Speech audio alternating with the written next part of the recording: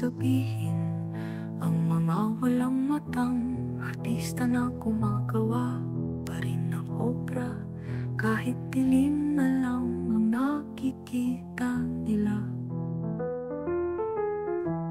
Ang aking tinutukoy ang siyang mga pintor na may mga matang gumagana, ngunit hindi nila nakikita ang tunay na makanta.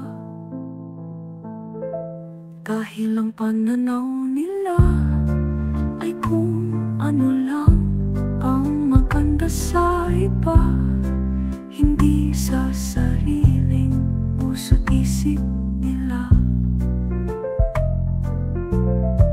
Bulag sila dahil hindi nila nakikitang pangit na ang kanilang pinipinta.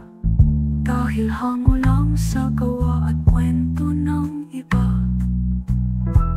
nangangapa lamang ng katututuran at kurte ng ibang obra at sinabi.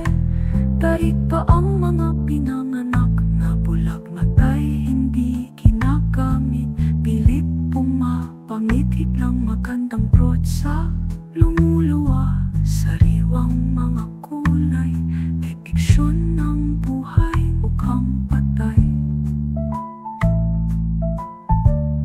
Kahit ang manipis na canvas na papahinga ng artist na mahusay, nabibigyan ng buhay ang walang buhay at nagkakamalay, titingin ng gawa't taglay. Ngunit ang mga bulag na artist hindi alam kung ano ba ang ibig sabihin ng maganda sa kanila. Alipin sa tahol ng iba, kaya walang kaluluwa. Luwa-duraso ka ng iba,